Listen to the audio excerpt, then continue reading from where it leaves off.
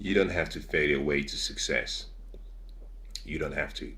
I think the wisdom of the world available around you almost incriminates you if you choose to fail or if you become a failure in life. It was Andrew Carnegie who, the Scotsman, who was a great philanthropist, and he had achieved so much wealth, and he commissioned Napoleon Hill to make a study of what it really took for some of the great minds of the time, the likes of Thomas Edison, the likes of Henry Ford, John D. Rockefeller, Mr. Bridgestone. He wanted Nikola Tesla. He wanted all of these people to be interviewed by Napoleon Hill, and for Napoleon Hill to come up with a manuscript for success, because Andrew Carnegie had achieved all of his dreams, and what he found really difficult was how only a selected few people were able to make such a huge contribution. And he understood very well that most people did not have the time to study success. And he felt that his contribution would have been in a form of education. So he commissioned Napoleon Hill to go study success. And what we now have as Think and Grow Rich is the manuscript from that study. Napoleon Hill took on the challenging task, and he did such a great job. If anyone who has an interest in personal development and growth may have read the book Think and Grow Rich, and it's a classic. If you haven't, it's worth reading. But here is my point. My point is simply the fact that we've had 7,000 years of recorded history, and during that time, we've had so many great minds and so many great people who have made such a huge contribution to life, every area of life. And I believe that the first way to change your life is when you start by asking yourself a simple question.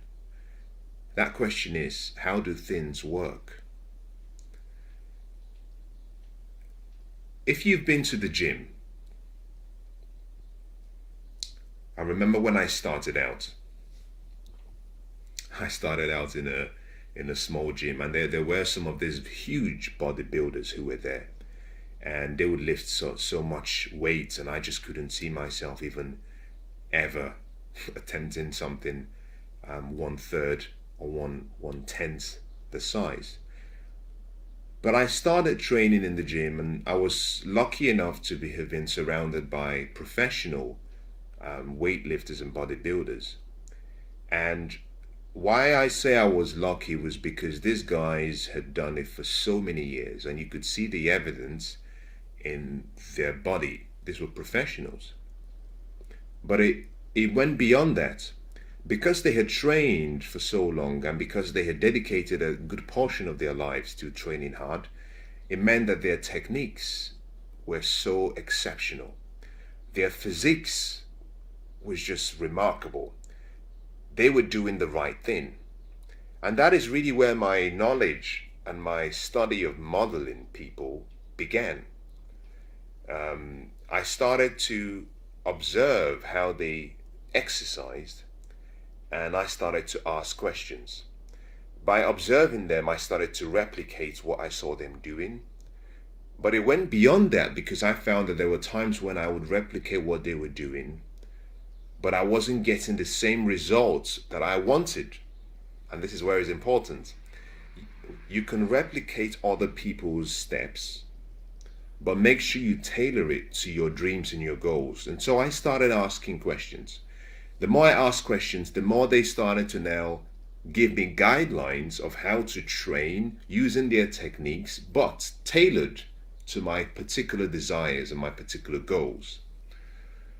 And as I started doing that, I started to see some changes very slowly in my body, in my physique, in my strength. And that started my interest in personal development and growth, because suddenly I came to understand that these people who I was modeling, they had spent 15, 20 years training so hard. But in such a short time, sometimes even as little as 15 minutes, they explain the whole process of the science of the body, but also of the arts of training the body for it to become what you want it to look like. And so I started leveraging time. I didn't have to do it for 30 years myself and make mistakes and get injured. They explained the process. They explained how to avoid injuries. They explained how to develop the muscle. They explained how to rest. They explained how to eat, nutrition. They explained the whole science and art of bodybuilding, training, but also, because this is what it really is, it's not just bodybuilding and training, it's personal development, but in a physical form. And the best picture that I was ever given through these great people, I call them great, not because I know who they are or their purpose was. I referenced that great in terms of their kindness. But the best thing I got from them was the importance of setting a very specific vision of what you want, and then from that vision developing a goal, and then developing daily steps to take towards that goal. Let me explain that for you. One of the guys was a professional bodybuilder, and that meant he did a lot of stage competitions. And I noticed when I started training in the gym that he was one of those people who was always flexing his muscles. He was always in the gym. You always saw him doing some poses and just moving around, looking at different directions in front of the mirror. He had no shame. He didn't need it. But he wasn't shy. In the gym, there were a lot of people, but he was happy taking off his top and just posing and just doing all this beautiful, it was more like a dance, an art form, showing the various muscles of his body and how he had defined them. And that was it. You see, he started teaching me that the first thing you have to have is a vision. You have to see yourself in the future exactly doing what you want to do.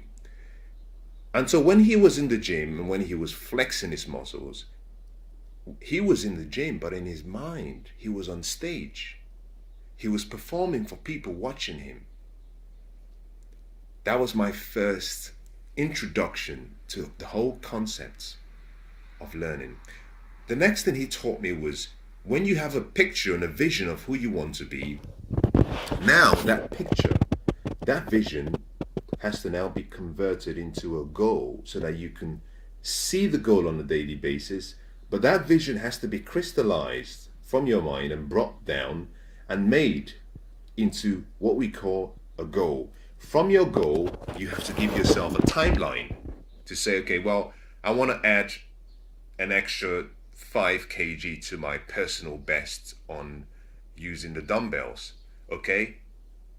When? By when? Put a deadline. Okay? The next question he then gave me, or the next step he taught me, was convert that goal into things you can do every day or every 2 days. Well, that meant I said, okay, well, on Mondays I might do my chest exercises. On Tuesdays I might do something different. On Wednesdays I might do some chest again. But he started to give me daily disciplines that he wanted me to convert them to habits.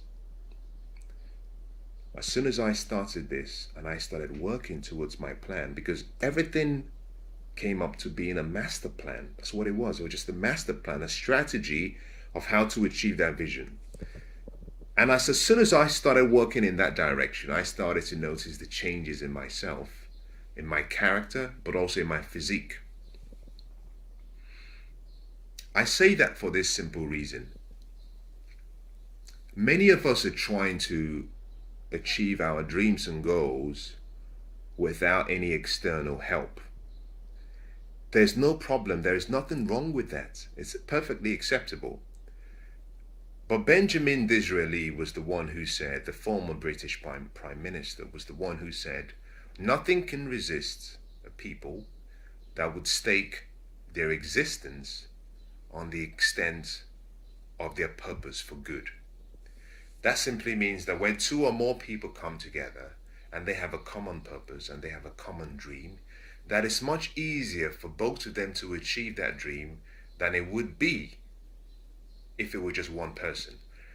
The power of agreement is so powerful. You have to understand the importance of agreement. Finding someone who believes in you and who pushes you and propels you into achieving that dream. The biggest difficulty I had a number of years back, this is long after I had since left that gym, I forgot the importance of stopping and asking myself the questions, how do things work, before taking action. So when I graduated from my studies and I moved into the professional industry, for the first few months, I found it very difficult. The reason, I was trying to apply academic knowledge in a professional world where the language was completely different, very different. And it took a while for me to then understand that the same concept of learning from other people could be applied in any area of life. As soon as I discovered that, I became really passionate about reading and about finding mentors and about learning from other people and about replicating their success, just like I had done at a much younger age when I was training in the gym. Don't try to live your life on your own, using your own brain and using your mind and using your experiences alone. Ask yourself the question regularly, how do things work? Who has done it before? Who has done it successfully? Who has done it and failed? Because you can learn from the good, the bad, and the ugly. I believe that you learn faster from learning from failures than you do from learning from a success, because success is simply a result. Success is not something that you pursue. You get success as a reward for doing something in a certain way, those daily disciplines.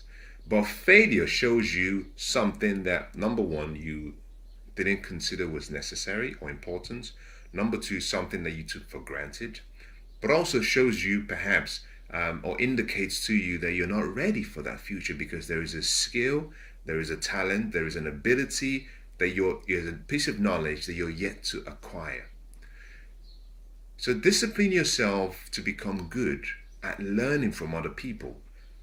Don't copy completely what people are doing. Study them. Study them. Study yourself. And then replicate their success steps, their behavior, their beliefs, their actions, but tailor it to suit who you are. Because the worst thing you can do to yourself is to let go of your true personality and adopt the personality or the image of someone else. So let me conclude by saying this. Life can be very easy if you choose to be a student of life. We don't stop learning when we graduate. We keep learning up until our time is up. And I believe it was someone wise who said,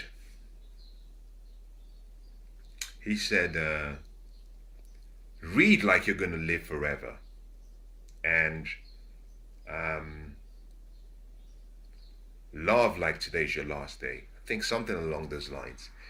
But see yourself now from today as someone who is passionate about learning, and keep searching for and looking for ways and techniques that have been used by other people that have created great success, because you don't have to go through life failing your way to success.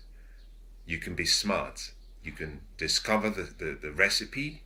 You can find out what ingredients are needed, and you can simply follow the chef's guidelines. And by following the guidelines, going through the various steps, sequence, the order, you can get the same dish in less time than it would have taken if you had to do it yourself.